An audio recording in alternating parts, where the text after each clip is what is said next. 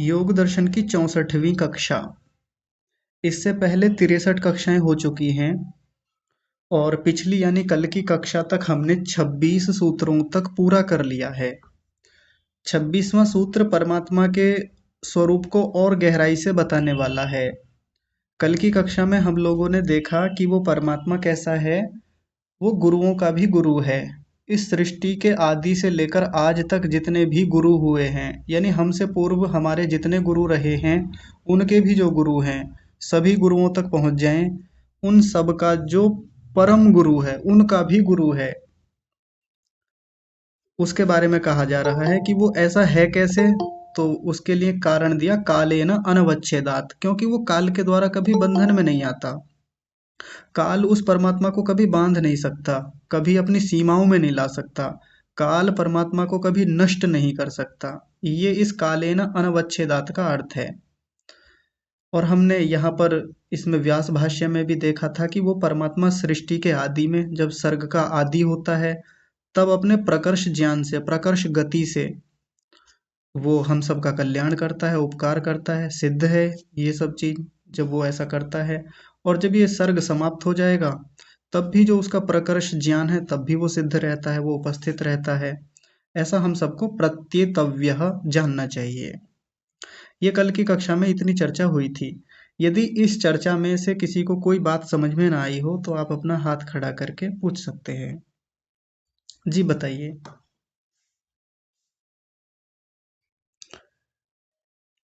किसी की कोई शंका है?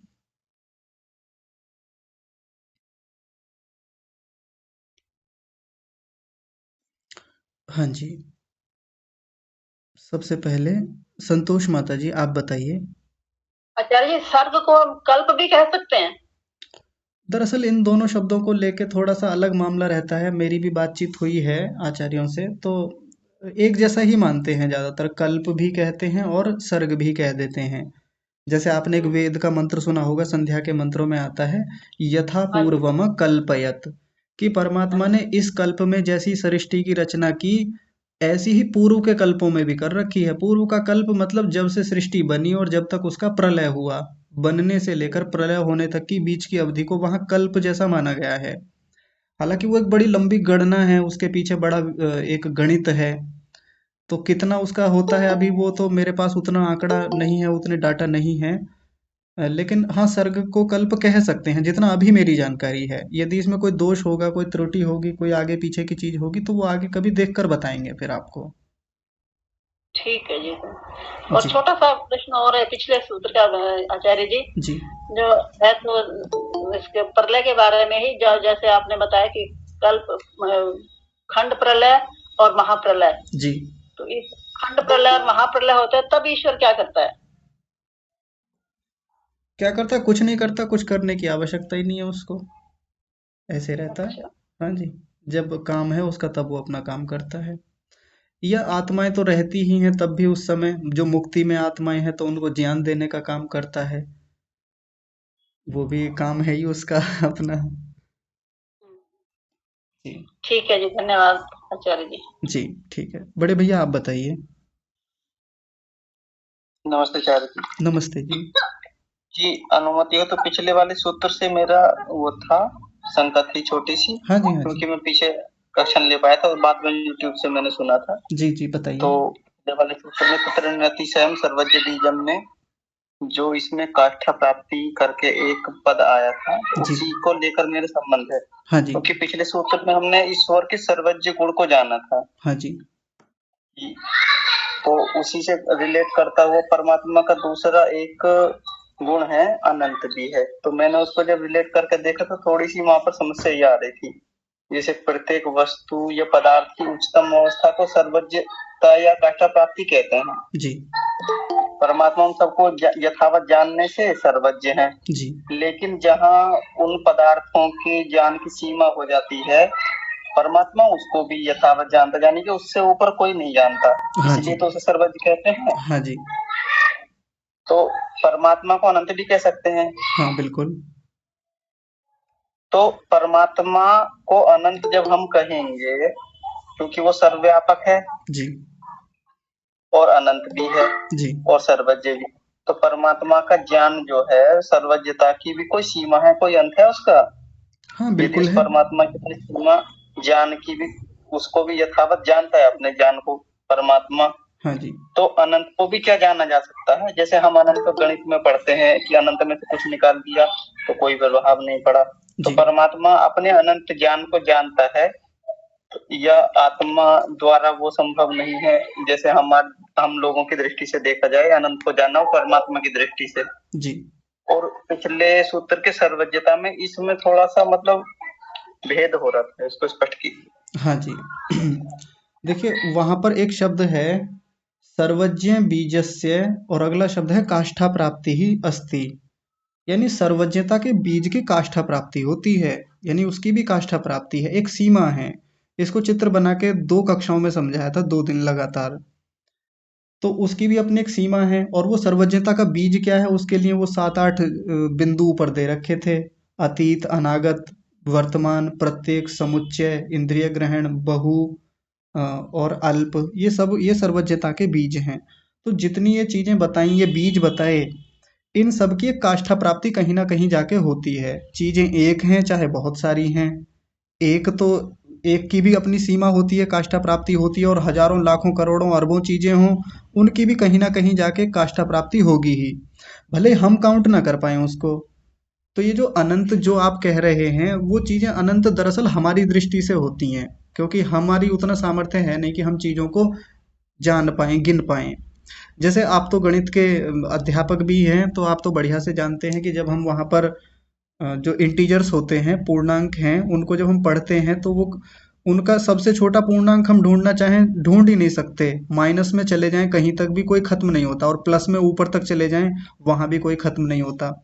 लेकिन वो दृष्टि हमारी है, क्योंकि हम कितनी भी संख्याएं लिखते चले जाएं, प्लस में जोड़ते चले जाएं और माइनस में माइनस करते चले जाएं, हम नहीं खोज सकते। एक अनंत स्थिति ऐसी बनती है हमारे लिए। लेकिन कहीं ना कहीं जाके काष्ठा प्राप्ति होगी ही। अब जहां तक भी है तो परमात्मा वहां तक जानता है। अनंत का मतलब फिर हम यही मान लेते हैं कि जी जिसका कहीं कोई अंत ही ना हो, कोई ऐसा छोर बने ही ना जाके। लेकिन यहाँ तो स्पष्ट कह रहे हैं कि वो जो काष्ठा प्राप्त, जो सर्वज्ञता का बीज है, जहां तक ये चीजें हैं, अतीत भी है ना। अब देखिए अतीत का मतलब फिर आप ये सोचेंगे कि सृष्टि को तो कभी बनना शुरू ही नहीं हुई, अनादिकाल से चलता आ रहा है मामला। ऐसा नहीं कि एक पॉइंट से शुरुआत हुई हो कभी सृष्टि की, ये तो बस चलता आ रहा है, पता नहीं कब से है, अनंत काल से चल रहा है, अनादिकाल से चल रहा है, और अनंत काल तक चलेगा आगे भी। तो ये तो ऐसा लगता है कि भाई इसकी तो कोई सीमा ही नहीं है, ना आरंभ की ना अंत की, ऐसा ही लगेगा। लेकिन फिर भी अब वो हमारी दृष्टि से ही तो अनादि है, हमारे हमको ही तो लगता है कि पता नहीं कहाँ से शुरुआत होगी, कहीं है ही नहीं शुरुआत, या अंत भी कभी होने ही वाला नहीं है। लेकिन नहीं, हमारी दृष्टि से ही ऐसा लगता है वो अनादि और अनंत है, जिसकी कहीं कोई सीमा नहीं है। लेकिन यहाँ जो बता रहे हैं कि वहां भी एक काष्ठा प्राप्ति तो बनेगी। काष्ठा प्राप्ति कैसे बनेगी? क्योंकि जहां से वो सृष्टि बन रही है, अब हमको यही बात नहीं पचती कि कोई एक बिंदु हमको चाहिए कि यहाँ से शुरुआत हुई होगी सृष्टि बनने की, लेकिन है ही नहीं वो, ये बात हमको पचती नहीं है, क्योंकि हमारी बुद्धि उतनी दूर तक जाती नहीं। लेकिन फिर भी इतना तो मान सकते हैं ना, जब से सृष्टि बनी तभी से परमात्मा है, तभी से जान भी रहा है, और आगे जब तक रहेगी तब तक भी जानता रहेगा। तो काष्ठा प्राप्ति तो हमको हर चीज की देखनी पड़ेगी वहां पे, मानना ही पड़ेगा उसको, शास्त्र भी कह रहा है इस बात को। बात आ रही है समझ में? जी वो ठीक है, लेकिन परमात्मा को अनंत कहते हैं। परमात्मा स्वयं अनंत है, अनंत जी। स्वरूप है। जी। परमात्मा के गुण कर्म स्वभाव भी अनंत है। तो क्या उनको भी परमात्मा अपने गुण कर्म स्वभावों को अनंत होते हुए भी अनंत रूप में जानता है? हाँ बिल्कुल जानता है। अनंत 2 दृष्टि से होता है, आप भी जानते हैं। अनंत एक तो होता है स्थान की दृष्टि से, और एक काल की दृष्टि से। काल की दृष्टि से तो आप समझ ही गए होंगे कि कभी उसका अंत होने ही वाला नहीं है, मरेगा नहीं कभी। ऐसा नहीं कि परमात्मा अभी पीछे था, अभी भी है, जीवित है अभी वर्तमान में, लेकिन आगे कभी ना कभी उसका अंत हो जाएगा, ऐसा थोड़ी है। अंत होगा ही नहीं, इसलिए उसको अनंत कहते हैं। अपने इस अनंत स्वरूप को भी जानता ही है बिल्कुल। अगर ना जाने अपने ही अनंत स्वरूप को कि कब से था, कब तक रहेगा, तो फिर किस बात की सर्वज्ञता रह जाएगी? वो बचेगा ही नहीं उसकी सर्वज्ञता। फिर ऐसे ही जो स्थान की दृष्टि से है, फिर यहाँ स्थान में वही बात आएगी। हमको ही तो लगता है कि स्थान की दृष्टि से परमात्मा का कोई और छोर है ही नहीं, क्योंकि हम उसको फाइंड आउट नहीं कर सकते, हम उसका कोई छोर तय नहीं कर सकते कि हाँ जी यहाँ से परिमाण शुरू होता है परमात्मा का, यहाँ से लेंगे और वहां तक इंच टेप से नाप देंगे। हम नाप ही नहीं सकते क्योंकि हमारा सामर्थ्य नहीं है। लेकिन परमात्मा की दृष्टि से तो वो एक काष्ठा प्राप्ति तो अपने स्वरूप की भी बनेगी। कहीं ना कहीं तो परमात्मा का है कुछ ना कुछ काष्ठा प्राप्ति उसकी भी है, उसकी सर्वज्ञता के बीच की। तो ऐसा देखना पड़ेगा हमको। जी ठीक है, धन्यवाद। हाँ जी ठीक है। आगे नीति माता जी आप बताइए। नमस्ते जी। नमस्ते जी। अजी अभी ये सूत्र में हमने देखा कि काल इस ईश्वर को काट नहीं सकता। जी तो ईश्वर का जो अविनाशी और नित्य गुण है, हम जो मानते हैं, जी। तो दोनों ये सूत्र से संबंध आएगा कि हाँ एक ही अविनाशी अलग होता है? हाँ वही ले लेंगे, अविनाशी कह लें, नित्य कह लें, या कालेन अनवच्छेदात कह लें, बिल्कुल वहीं से जुड़ेगा।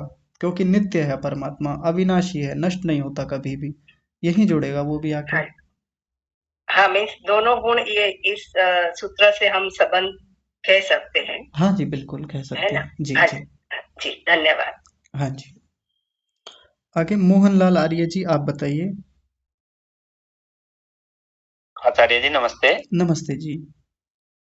हाँ आचार्य जी, मैं जो जान पाया हूँ, क्या मैं सही हूँ या गलत आप बताना। जी ये जो अनंत आपने बताया दो जी दृष्टि से, जी। एक काल की दृष्टि से और एक स्थान की दृष्टि से। हाँ जी तो जैसे आप काल की दृष्टि से अनंत बता रहे हैं, उसी तरह से मैं स्थान की दृष्टि से भी अनंत ही समझता हूँ।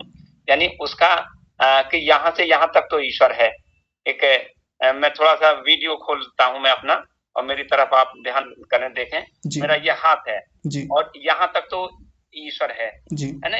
यहाँ तक तो ईश्वर है, और यहाँ से आगे फिर क्या है? यदि हम उसे उसकी सीमा बांधेंगे तो जी। यहाँ से आगे क्या है? मेरा हाथ तो दिख रहा है ना? हाँ जी हाँ जी हाँ, भाई यहाँ से आगे क्या दूसरा ईश्वर है या कोई और क्या है? जी तो वो उसकी सीमा को भी हम बांध नहीं सकते। हाँ जी स्थान की दृष्टि से, हाँ जी स्थान की दृष्टि से पहले मैं भी ये सोचता था, मैं अपने मन की बात बता रहा हूँ, जी मैं भी ये सोचता था कहीं ना कहीं तो ईश्वर को उसकी कहीं ना कहीं तो सीमा होगी। जी पर ये अपने आप ही जान समझ में जान हो जाएगा जो इस तरफ है जी कि ऐसा प्रश्न ही करना मेरा गलत है। जी। भाई जब वो अनंत पहले ही कह दिया तो उसकी सीमा तो हो ही नहीं सकती। हाँ जी जी बिल्कुल। मेरा ऐसा मान, और जो मैं आचार्यों के द्वारा जो समझ पाया हूँ अभी तक। हाँ जी हाँ जी जी। आप करेक्ट करें। हाँ बिल्कुल ठीक है, आपकी जो बात है वो बिल्कुल ठीक है, लेकिन यहाँ प्रसंग जो है वो सर्वज्ञता के बीज की काष्ठा प्राप्ति है। परमात्मा तो है ही अनंत, वास्तव में उसका स्वरूप है ही अनंत, वो कहीं बांध भी नहीं सकते हम उसको सीमाओं में। तो यहाँ जो काष्ठा प्राप्ति एक सीमा स्थिति बताई जा रही है, वो सर्वज्ञता के बीज की बताई जा रही है कि यहाँ से यहाँ तक जानता है, वहां से वहां तक का जानता है, जब से सृष्टि बन रही है तब से और अब तक का जानता है, और अब आगे जितनी सृष्टियां बनती रहेंगी वहां तक का जानता रहेगा। तो वहां मैं परमात्मा को मैं खुद नहीं कह रहा कि वो उसका भी कोई सीमा होगी, वो कहने का तात्पर्य है ही नहीं। मेरे कहने का तात्पर्य कि उसकी सर्वज्ञता के बीज की एक काष्ठा प्राप्ति है। जब तक हम उस शब्द को नहीं पकड़ेंगे जो ऋषि ने बता रखा है, तब तक फिर वो गड़बड़ बनेगी। लेकिन आपने जो बात कही वो बिल्कुल ठीक है, सैद्धांतिक रूप से वो सही है कि यदि हमने परमात्मा को एक छोर बना दिया कि हाँ यहाँ से यहाँ तक तो होगा निश्चित ही, तो फिर जहाँ परमात्मा का कोई छोर है उससे आगे फिर क्या है, ये तो प्रश्न बनेगा ही सबका कि आगे फिर कोई दूसरा परमात्मा होगा या कोई दूसरी वस्तु होगी। फिर परमात्मा की एक लिमिटेशन हो गई वहां तक। ठीक है। हाँ, सर्वज्ञता के बारे में भी मैं ये समझता हूँ, जो मैं जान पाया हूँ। जी आप मुझे करेक्ट करना जी कि जो वेद वेद ज्ञान है, ये वेद ज्ञान तो हमारे लिए है, हमारे से मतलब मनुष्यों के लिए। जी। मनुष्यों को जितने ज्ञान की आवश्यकता है उतना ज्ञान है, हाँ और जी इससे अधिक ज्ञान है। और उससे अधिक ज्ञान क्या है? जैसे हम अभी तक ये समझ पाए हैं कि 17 स्तंभ जो है, ये प्रकृति से ये सारा जगत बना है। पर सारा जगत ये किस तरह से बनता है, ये वेद में ना तो दिया हुआ है, ना इसे हम समझ सकते हैं। भाई ये कैसे ईश्वर बनाता है, ये तो इस कार्य को तो ईश्वर ही जानता है। हाँ जी बिल्कुल जी बिल्कुल। हाँ ठीक है, तो चलिए आगे बढ़ते हैं, आगे का विषय आज आरंभ करते हैं। आज का विषय बड़ा रोचक है, बहुत मजेदार है, और बहुत सारे लोगों के प्रश्न यहाँ से बनते हैं, बनेंगे आपके प्रश्न। लेकिन आपके प्रश्न बनने से पहले हो सकता है उनका समाधान भी हो जाएगा। अब एक प्रश्न जैसे किसी के मन में आ सकता है कि बहुत सारे नाम परमात्मा के हैं, हम उसको ईश्वर कहते हैं, परमात्मा कहते हैं, भगवान कहते हैं, अन्य अन्य नामों से उसकी चर्चाएं होती रहती हैं। या जो लोग स्वाध्यायशील हैं, विशेषकर जो आर्य समाजी लोग हैं, अब वो तो जानते हैं, एक बात सुन रखी होगी खूब, कि परमात्मा का जो निज नाम है, परमात्मा का जो मुख्य नाम है वो ओम है, और ओम ही उसका वाचक है। जिन्होंने ये सूत्र भी पढ़ रखा होगा, कहीं ना कहीं जब हम स्वाध्याय करते हैं तो ये सूत्र हमको पढ़ने को मिलता है, बड़ा ही विख्यात ये सूत्र है। लेकिन प्रश्न वहां ये बनता है कि परमात्मा का मुख्य नाम ओम है क्यों? यहाँ तो ओम नहीं लिखा हुआ। अगर ओम नाम होता परमात्मा का मुख्य, तो यहाँ क्या सूत्र बनता? तस्य वाचकः ओम, ऐसा लिख देते। ये तो प्रश्न आएगा ही ना। तो पहले इस सूत्र के बारे में थोड़ी सी चर्चा कर लेते हैं, और आगे जो किसी के प्रश्न बनने वाले हैं उनका समाधान हम बिना प्रश्न किए करेंगे, और जब प्रश्न फिर बचेगा फिर उस पर भी हम कल परसों बातचीत करेंगे। देखिए, आगे उस परमात्मा के बारे में कह रहे हैं तस्य। तस्य यानी ईश्वरस्य, यानी ईश्वर का। वाचकः, वाचक का मतलब होता है जिससे बोला जाता है किसी को। अभी समझेंगे वाचक का मतलब क्या होता है। प्रणवः, उस परमात्मा का जो बोले जाने वाला नाम है। वाचक कहते हैं बोले जाने वाला नाम, जिससे किसी को पुकारा जाता है, बोला जाता है, वो है प्रणव। परमात्मा का नाम क्या है? मुख्य नाम प्रणव है। प्रणव को ही ओम कहा जाता है। अब कई लोग सोचेंगे कि जी प्रणव और ओम सिनोनियम हो गए क्या, यानी ये दोनों पर्यायवाची हो गए? सीधे सीधे पर्यायवाची नहीं कह सकते, लेकिन अभी समझेंगे इसको। ऐसा क्यों दिया, यहाँ ओम क्यों नहीं लिखा सीधे सीधे? तो सबसे पहले इस वाचकः शब्द को देखते हैं। वाचकः या वाचक शब्द को समझते हैं। एक शब्द होता है वाचक और एक होता है वाच्य। दो चीजें हैं, वाचक और वाच्य। जैसे मान लीजिए यहाँ कोई एक व्यक्ति खड़ा है, ये व्यक्ति खड़ा है इधर, मान लीजिए इस व्यक्ति का नाम है मोहन। तो ध्यान से समझेंगे, ये जो मोहन शब्द है ये हो गया वाचक, और ये जो व्यक्ति इधर खड़ा हुआ है इसको बोलेंगे वाच्य। बात आ गई होगी समझ में। आगे देखिए, ये एक पुस्तक रखी हुई है यहाँ पर ठीक है, पुस्तक का नाम है योग दर्शन। ये योग की पुस्तक है कोई, मैंने संक्षेप में योग लिख दिया। योग दर्शन नाम की पुस्तक रखी हुई है यहाँ पर, ध्यान से समझेंगे। फिजिकल रूप में एक पूरा का पूरा पुस्तक रखा हुआ है, इसका नाम है पुस्तक। योग दर्शन छोड़िए, इसका नाम लिखा पुस्तक, या लिख दीजिए योग दर्शन की पुस्तक। तो पुस्तक होगा वाचक, और ये जो रखी हुई पुस्तक फिजिकल रूप में है, एक ऑब्जेक्ट के रूप में है, एक आइडेंटिटी के रूप में है, एक यूनिट के रूप में है, इसको बोलेंगे वाच्य। बात आ रही होगी समझ में। कोई स्त्री हो सकती है, यहाँ पर कोई स्त्री बैठी है, खड़ी है, उसका नाम मान लीजिए सीता है, तो सीता हो गया वाचक, और ये जो स्त्री इधर खड़ी हुई है ये हो गई वाच्य। तो वाचक क्या होता है? जिससे किसी को बोला जाता है, जिससे किसी को पुकारा जाता है, बताया जाता है। और वाच्य होती है वो वस्तु, वो द्रव्य, वो ऑब्जेक्ट। बात आ गई होगी समझ में आपको, इतनी सी है ना, अब आराम से समझ पाएंगे। तो तस्य, तस्य यानी ईश्वरस्य। ईश्वर क्या हो गया यहाँ पर? वाच्य हो गया। और ये वाचक क्या हो गया? ये वाचक हो गया प्रणव। अब प्रणव का मतलब क्या होता है? तो प्रणव में प्र उपसर्ग है। आप देख रहे होंगे जब शब्द बनाते हैं तो उनमें किन्हीं किन्हीं शब्दों में शुरू में एक कुछ ना कुछ जुड़ा हुआ होता है। जो जुड़ा हुआ होता है उसको उपसर्ग कहते हैं। तो प्र उपसर्ग है, और ये प्र उपसर्ग का मतलब होता है प्रकर्ष रूप से, बहुत उत्तम रीति से, बहुत अच्छी प्रकार से। प्रकर्ष का ये मतलब होता है। और ये णवः शब्द जो पीछे बचा है, इसमें जब इसको खोला जाता है तो ऋषि दयानंद ने एक स्थान पर खोला है णूयते स्तूयते। णूयते को खोला स्तूयते, यानी जिसकी प्रकर्ष रूप से स्तुति की जाए उसको हम प्रणव बोलते हैं। यानी जिस शब्द से परमात्मा की प्रकर्ष रूप से, उत्तम रीति से, सम्यक रूप से स्तुति की जाए उसको प्रणव कहा जाता है। ध्यान से समझेंगे एक एक बात को।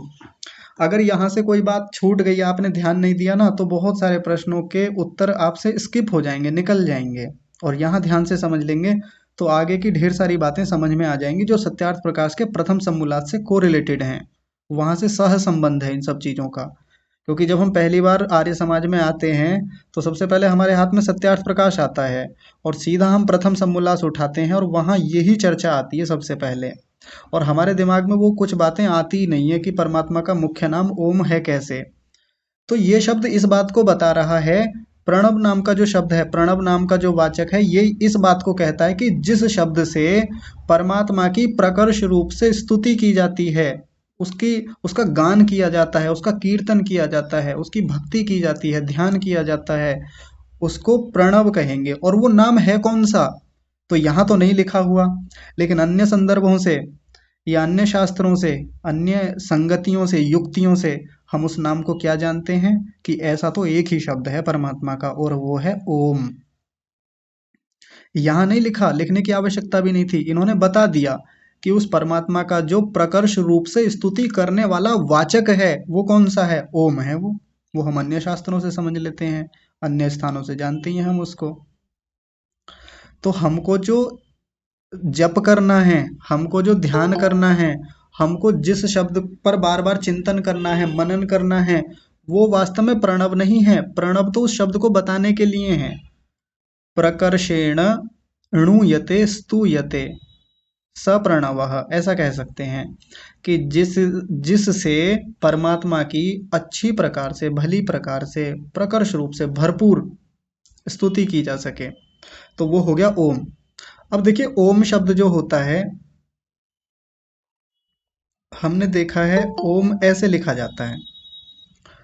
तो ये ओम बनता किन किन अक्षरों से है, एक तो अ से बनता है, दूसरा ऊ से बनता है और तीसरा मकार से बनता है। अकार उकार मकार, अ उ और म से बनता है। और महर्षि दयानंद सरस्वती ने इनको खोल रखा है।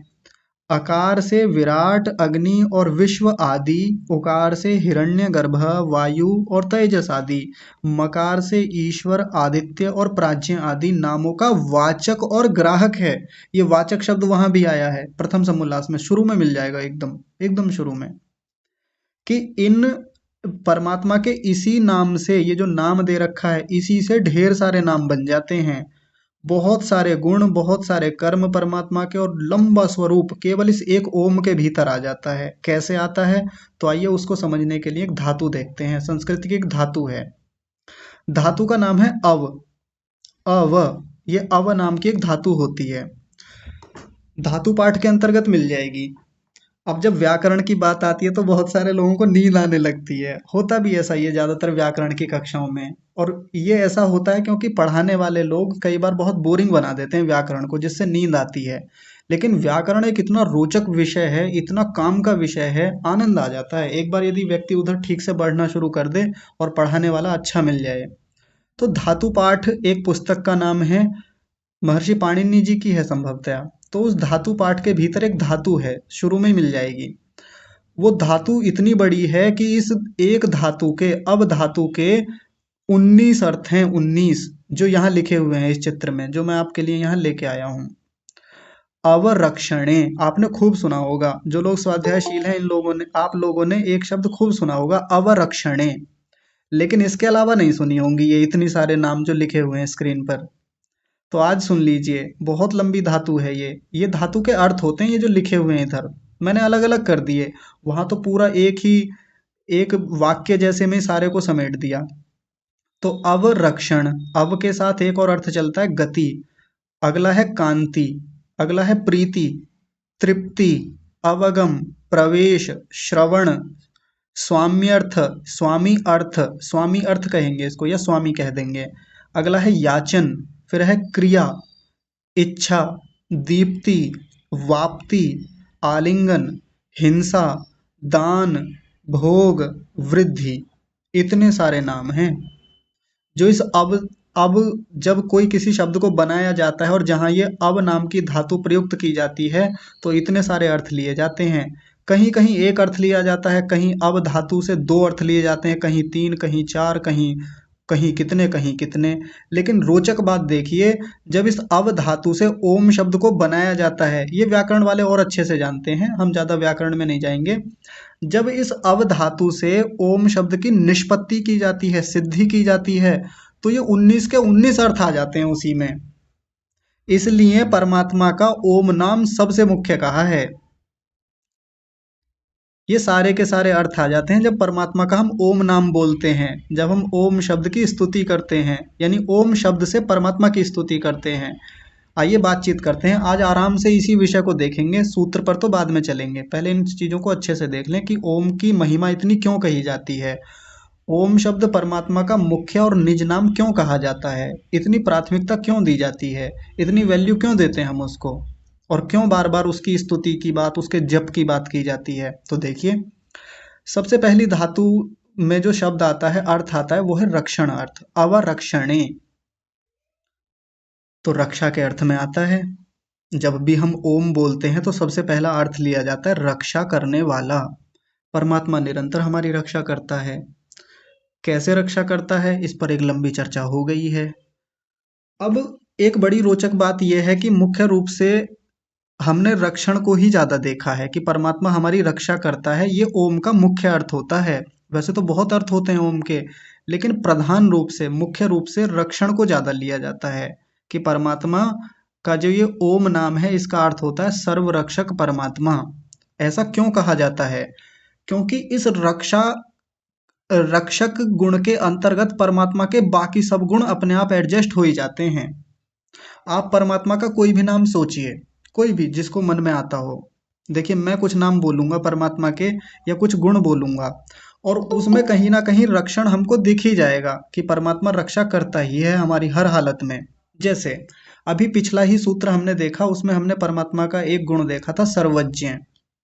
परमात्मा सब कुछ जानता है, अगर सब कुछ ना जानता ना तो हमारी रक्षा नहीं कर पाता। तो देखिए रक्षा कितनी महत्वपूर्ण है। रक्षक भी तभी हो पाता जब वो सर्वज्ञ होता है। सीधा सा कनेक्शन बना कि सर्वज्ञ होने से रक्षा करता है। और ढूंढ लीजिए, एक होता है परमात्मा का गुण सर्वव्यापक, सब जगह उपस्थित रहता है। सर्वव्यापक होने से भी सर्वरक्षक होता है परमात्मा। अगर सब जगह ना हो ना, सर्वव्यापक ना हो, तो हमारी रक्षा नहीं कर पाएगा। अगर कहीं सातवें आसमान पे जाके बैठ जाए तो इस पृथ्वी वालों की रक्षा कौन करेगा, या चौथे आसमान वालों की कौन रक्षा करेगा? मुसलमानों ने तो बिठा रखा है ना उसको सातवें आसमान पे, ईसाइयों ने चौथे आसमान पे बिठा रखा है, और अपने वालों ने कहीं क्षीर सागर में, कहीं कहीं बिठा रखा है, जबकि वो कहाँ है, सर्वव्यापक है, और सर्वव्यापक होकर सबकी रक्षा करता है। ये भी ओम का अर्थ है, और इस रक्षक के भीतर ही आ जाता है वो भी। और देख लीजिए, न्यायकारी परमात्मा का एक गुण होता है। परमात्मा न्याय करके भी तो हमारी रक्षा ही करता है। अगर न्याय करना बंद कर देना तो हमारी रक्षा ही नहीं हो पाएगी। हम लोग भटकते रहेंगे, कितनी ही योनियों में भटकते रहेंगे, मरते रहेंगे, ऐसे ही लगातार चलता रहेगा। न्याय करता है। परमात्मा का अगला गुण है दयालु। कोई भी ले लीजिए जो आपको इच्छा करे, जो मन में आए, दयालु गुण को ले लेते हैं। दया करके भी रक्षा ही करता है हमारी। दया का मतलब क्या होता है कि उसने असंख्य वस्तुएं हमको निशुल्क दे दी, ये दया ही तो है उसकी। इतना कुछ उसने हमारे लिए व्यवस्थाएं बना के दी, दया करता है हमारे ऊपर, तो ये भी तो रक्षा ही हो गई। उसने हमको भोजन दिया, अन्न दिया, उसने हमको जल दिया, पृथ्वी, अग्नि, वायु, आकाश, इंद्रियां दी, शरीर दिया, मन, बुद्धि, चित्त, अहंकार, इतनी सारी वस्तुएं दी। इन सबको दे के भी रक्षा ही कर रहा है वो हमारी। और उठा लीजिए कोई भी परमात्मा का नाम, कोई भी गुण उठा लीजिए, कर्म उठा लीजिए उसका। सृष्टि बनाता है हमारी रक्षा के लिए, सृष्टि को पालता है हमारी रक्षा के लिए, यहाँ तक कि सृष्टि का विनाश करता है, उसमें भी हमारा रक्षण ही होता है। क्योंकि यदि प्रलय ना करे ना वो, तो फिर सृष्टि हमारे योग्य रह ही नहीं जाएगी, हम उसका भोग कर ही नहीं पाएंगे। वो करता ही इसलिए है सृष्टि का प्रलय, वो भी हमारी रक्षा के लिए ही है। हमारे लिए न्याय करता है, वेदों का ज्ञान देता है, सबसे हमारा रक्षण होता है। इसलिए ओम का सबसे मुख्य अर्थ जो लिया जाता है वो रक्षण ही लिया जाता है। इसलिए सबसे ज्यादा प्राथमिकता इस रक्षण को ही दी जाती है। और देख लीजिए किसी को और कोई समझ में आता हो। अजर है, अमर है, अभय है, नित्य है, पवित्र है, सृष्टि करता है, कुछ भी है। अजर को ले लीजिए, चलिए किसी के मन में आ रहा होगा कि अजर को रक्षण से कैसे जोड़ के देखें। मान लीजिए परमात्मा अजर ना होता, अजर का मतलब होता है जो बूढ़ा नहीं होता, उसको अजर बोलते हैं। जर का मतलब होता है बुढ़ापे से, और अजर का मतलब होता है कि जो बूढ़ा ही ना हो कभी भी। अगर परमात्मा खुद ही बूढ़ा हो जाए, आयु ढल जाए उसकी, और एक ऐसे मुकाम पे जाके पहुंच जाए जब उसके भीतर खुद ही सामर्थ्य नहीं है, हमारी क्या खाक रक्षा करेगा वो? तो उसका अजर होना भी अपने आप में बड़ी रक्षा देता है हमको। अमर गुण को ले लीजिए, परमात्मा अमर है। अगर वो खुद ही अमर ना होता, कल को मान लीजिए परमात्मा की मृत्यु हो जाए, मान लीजिए अभ्युपगम से परमात्मा कल को मर जाए, तो फिर हमारी आगे रक्षा कौन करेगा? मुल्ला जी का बाप करेगा क्या आकर के? परमात्मा ही करता है ना रक्षा। तो परमात्मा का अमर होना भी हमारे लिए रक्षा का ही हेतु है। इसलिए ओम का सबसे मुख्य अर्थ ये पहला वाला ही ले लिया, यहाँ पे रक्षण करना, रक्षा से ले लिया। अब आप लोग विचार कीजिएगा, मैंने आपको 7-8 परमात्मा के गुण कर्म स्वभावों के बारे में बताया और उनको रक्षण से जोड़ के दिखा दिया। अब आपको जहां भी मिले वेदों में परमात्मा के कोई भी नाम मिले, गुण मिले, कर्म मिले, स्वभाव मिले, स्वरूप दिखे, कैसा भी, रक्षण से जोड़ के देखिएगा उसको। आगे देखिए, अगला अर्थ होता है उस अवधातु में गति। अब गति के 3 अर्थ होते हैं। महर्षि दयानंद सरस्वती जी ने इस गति शब्द के 3 अर्थ बताए हैं, ज्ञान, गमन और प्राप्ति। परमात्मा ज्ञान देता है, खुद ज्ञानवान है। तो ओम जब भी हमारे मन में आए तो गति शब्द आ जाना चाहिए साथ में, कि परमात्मा गति वाला है। और गति वाला ऐसा नहीं जैसे गाड़ी में गति होती है, जैसे हम लोगों में गति होती है, अभी यहाँ अभी वहाँ, अभी इधर अभी उधर, ऐसा नहीं होता परमात्मा। ये गति नहीं होती परमात्मा में। गति का तात्पर्य होता है ज्ञान। हाँ, गति का ये अर्थ होता है ज्ञान, यानी परमात्मा हमको ज्ञान देता है और खुद भी ज्ञान वाला है, ये गति का अर्थ होता है।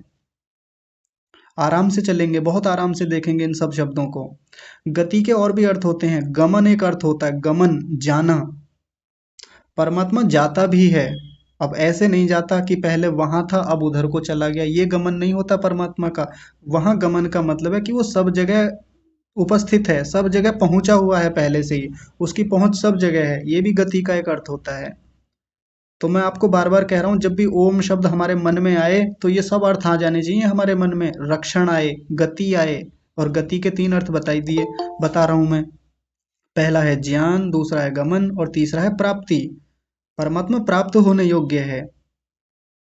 परमात्मा अकेली एक ऐसी वस्तु है जिसको सबसे ज्यादा प्राप्त करने की इच्छा हमारे भीतर होनी चाहिए।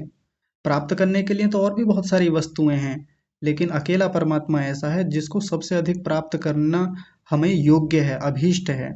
ये भी गति का ही अर्थ होता है। तो बात आ रही है समझ में कितना व्यापक होता है ये ओम? अभी तो बहुत छोटी सी बात हुई है, अभी तो केवल 2 शब्दों पे बात हुई है इतनी देर तक। आगे देखिए, एक तीसरा शब्द है कांति। थोड़ा और आराम से चलेंगे। कांति का मतलब क्या होता है? कांति आपने देखा होगा, जैसे हम सामान्य रूप से भी कहते हैं, भाई देखो इस सामने वाले व्यक्ति के मुख पर कितनी कांति है, कितना तेज है, कितना इसका मुख चमक रहा है, प्रकाशित है, ऐसा ही कहते हैं। तो परमात्मा के भीतर भी कांति है, वैसी ही कांति वाला है परमात्मा। अब उसकी कांति ऐसी तो होती नहीं है जैसी हम लोगों की कांति होती है, हमारे मुख पर एक चमक दिखती है। परमात्मा की कांति अलग तरीके की है, वो संसार को दिखाता है हम लोगों को, ये उसकी कांति है। उसने दिखा दिया इतने सारे संसार को। चाहता तो सूर्य को हमको दिखाता ही ना, सूर्य ना बनाता तो हम इतने बड़े संसार को देख ही ना पाते। चंद्रमा को ना बनाता, पृथ्वी को ना बनाता, ऐसी स्थिति बना देता कि ये पेड़ पौधे हमको दिखते ही ना, इन सबको प्रकाशित कर देता है हमारे सामने। आंखें ना बनाता हम सबकी, हमको कैंचुए की तरह बना देता, तो हमारे लिए सारा संसार अंधकार में ही होता। विचार करके देखिए। तो कांति भी उसी धातु का चल रहा है, अभी अवधातु का। तो ओम का अर्थ होता है कांति, यानी प्रकाश करना। परमात्मा प्रकाशित करता है सारे संसार को, है ना? कृपा उसकी कितनी बड़ी है हमारे ऊपर। ऐसे परमात्मा का ध्यान किया जाता है, ऐसे ईश्वर प्रणिधान किया जाता है। आप पीछे से जोड़ के देखेंगे, सारी चीजों को फिर से समेट के लाएंगे। हम लोग ईश्वर प्रणिधान करने के लिए आए हैं यहाँ पर, यानी यहाँ इस सूत्र तक वहां से चले थे ईश्वर प्रणिधान से, और अभी यहाँ बात चल रही है परमात्मा के नाम पर। तो परमात्मा के नाम का अर्थ होता है कांति वाला, कि वो परमात्मा प्रकाशित करता है सारे संसार को, दिखा देता है। एक एक वस्तु एकदम स्पष्ट है हमारे लिए।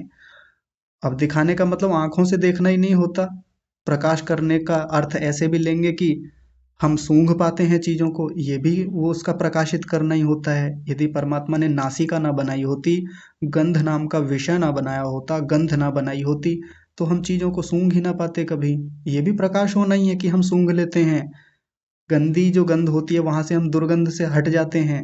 मान लीजिए अगर परमात्मा गंध का प्रकाश ना करता तो हमारे घर में क्या सड़ रहा है, क्या चीजें बिगड़ गई हैं, हमें पता ही न चलता। ये भी प्रकाश करना ही होता है। प्रकाश का मतलब उजाला ही नहीं होता या आंखों से देखना ही नहीं होता।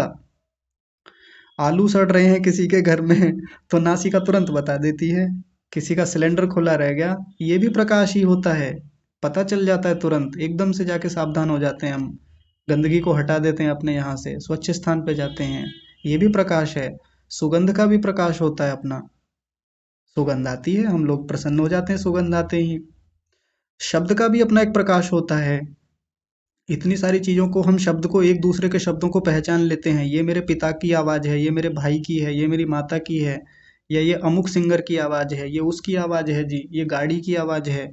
ये भी प्रकाश होना ही है। अगर परमात्मा ने इस प्रकार का प्रकाश ना बनाया होता, ध्वनि नाम का, कर्णेंद्रिय नाम का प्रकाश ना किया होता, तो हमारा जीवन चल ही ना पाता। रक्षा करता है इससे भी ये हमारी, इतने बड़े संसार को प्रकाशित करके। अब आप कितना बढ़ा लीजिए, मैं तो इस पर घंटों घंटों बातचीत कर सकता हूँ आपसे, लेकिन आप बढ़ाइए, आप चिंतन करके देखिएगा। इसमें उपासना में बैठें, इन्हीं सबको टटोलें जा करके, आराम से देखें। तो कांति कितनी बड़ी है परमात्मा की, अब आप समझ गए होंगे।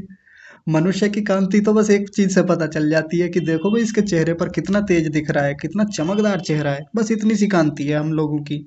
लेकिन परमात्मा की कांति देखिए कितनी महान है, कितनी व्यापक है, कितनी विस्तृत है। 3 शब्द हुए हैं अभी तक। चौथा शब्द है प्रीति। परमात्मा प्रीति करने योग्य है, प्रेम करने योग्य है, इसलिए यहाँ अव प्रीति, ये प्रीति भी अर्थ लिया जाता है उसी से ही, अव धातु से ही। इससे भी वही ओम शब्द बनता है। ओम का जब अर्थ लिया जाता है तो वहाँ प्रीति भी एक अर्थ आता है। यानी परमात्मा प्रीति करने योग्य है, प्रेम करने योग्य है। हम लोग उससे खूब स्नेह करें, करना चाहिए। क्यों करें? क्योंकि भाई उसके उपकार हैं हमारे ऊपर इतने।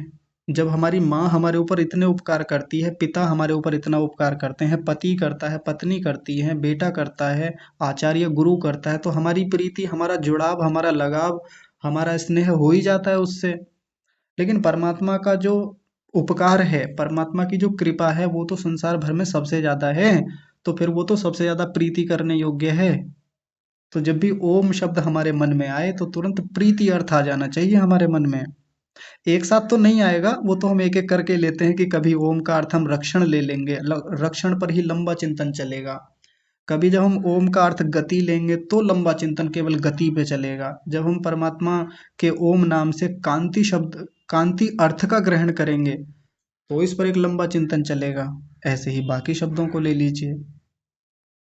तो जब प्रीति शब्द, जब परमात्मा का ओम शब्द हम बोल रहे हों, जप कर रहे हों, उसका चिंतन कर रहे हों, तो ये प्रेम करना भी भीतर से आना चाहिए कि परमात्मा को प्रेम करना चाहिए। ये अर्थ चलना चाहिए भीतर से, और वो प्रेम उमड़ना भी चाहिए। केवल अर्थ ही ना आए, अर्थ के साथ वो भाव भी बनने चाहिए कि हाँ वास्तव में प्रीति करने योग्य तो वो ही है।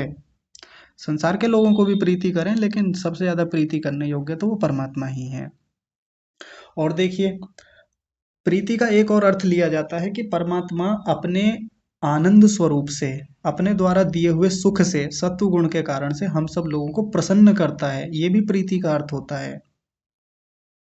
परमात्मा हम सब लोगों को प्रसन्न भी तो रखता है, इतनी सारी वस्तुएं बना करके प्रसन्न करता है, इतना सुख देता है, सत्व गुण देता है हमको, और साथ में आनंद देता है। ये सब भी प्रीति के अंतर्गत ही आता है।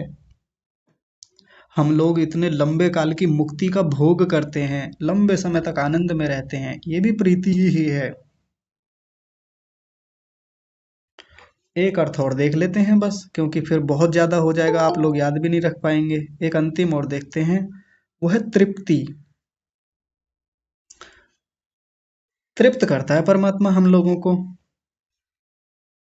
जैसे हम भोजन करते हैं, अब मान लीजिए मुझे भूख लग रही है और भूख लगने के उपरांत मुझे कहीं से स्वादिष्ट भोजन मिल जाए और पर्याप्त मिल जाए, जितना चाहिए उतना भोजन मिल गया, तो भोजन करने के बाद मैं क्या कहता हूँ?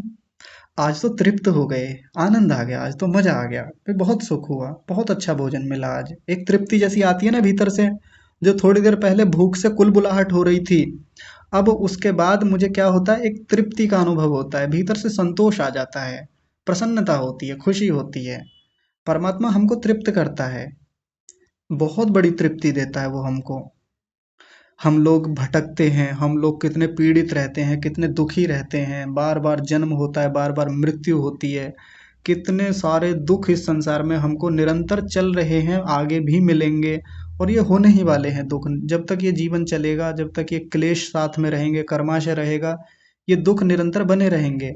लेकिन परमात्मा उन क्लेशों को नष्ट करके, उन सब स्थितियों को हमसे दूर करके क्या करता है? तृप्त करता है हमको, सुखों से तृप्त करता है, अपने आनंद से तृप्त करता है, अपने ज्ञान से तृप्त करता है, अपने सामर्थ्य से तृप्त करता है हमको। ये भी ओम का ही अर्थ है। मैं बार बार बता रहा हूँ आपको, वो जो प्रणव ऊपर ओम दिया है, उसी का अर्थ है ये तृप्ति भी। ठीक है जी। तो अभी तो बहुत सारे शब्द हैं, अभी आगे इनको विस्तार से देखेंगे अगली कक्षा में। तो आज की कक्षा को समाप्त करने से पहले अभी कक्षा मत छोड़िएगा, आप लोगों से बस एक निवेदन करेंगे। पहले मैं आज की कक्षा को विराम करने की घोषणा कर देता हूँ। आज का विषय तो इतना ही रखते हैं।